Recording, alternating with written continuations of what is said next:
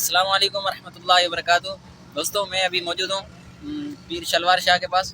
तो आप देख सकते हैं, देखिए सारी शलवारें टंगी हुई हैं के ऊपर। एक कब्र बनी हुई है जिसमें किसी ने आग भी लगाई है। और यहाँ आपको कैमरा में दिखा सकते हैं, देखिए ये सारी शलवारें ऊपर भी टंगी हुई हैं शलवारें। लोग कहा जाता है कि जो जिसकी भी मुराद अगर पूरी करानी हो तो वो यहाँ पे अपनी शलवार उतार के लगा दे, और दूसरी शलवार लाना भी मना है सख्ती से, तो आपकी मुराद पूरी हो जाएगी।